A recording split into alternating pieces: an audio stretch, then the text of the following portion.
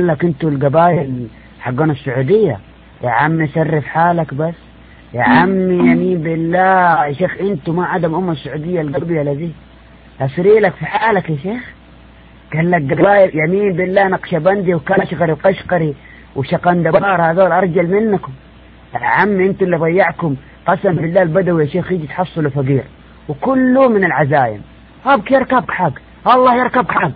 قلت له يا شيخ لسه اسمع الشيك يركبك حق، واذا لا تاكل من اللسان، اذا كذا الطلي جاء فوق السفرة ومسكت اللسان يعني الاكل ما عجبك، واذا دخلت على الضيف وهو ياكل يعني يركبك حق ثاني. ينعل البدع والخرافات يا شيخ. ايش الكلام هذا؟ ورب الجلال قال لك الحين انتوا الحضارة انتوا يمين بالله يا شيخ ما ضيعكم الا العزايم ذي، وهذا يجيك اخر الشهر مفلس. فين راحت فلوسك؟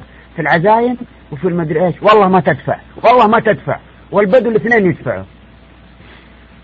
لا يا اخي بس قسم بالله يقهر لما تشوف مثلا معيشة يا اخي يقول لي لا تاكل من اللسان. طب يا اخي ايش خلى امك تحطه مدلدل كذا فوق التبسي؟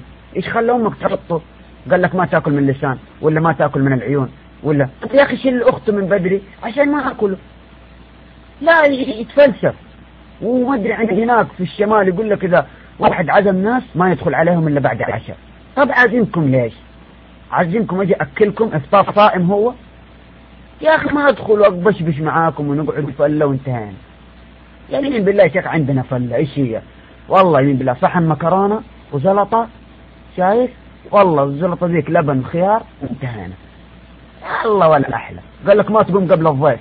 يا اخي عن الضيف، اذا الضيف جايني اصلا جيعان، اذا كان عازم لي بدوي وقمت قبله يركبك حق ما ادري ايش ما تقوم قبلي. يا اخي ايش الاخت يا اخي؟ اذا انت جاي 6 ايام ما انت ما جاطها مجلس صحن عندي.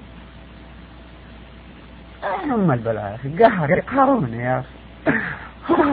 والمشكلة بالنهاية يعني مالك الا البدو. عليهم كمان مايك.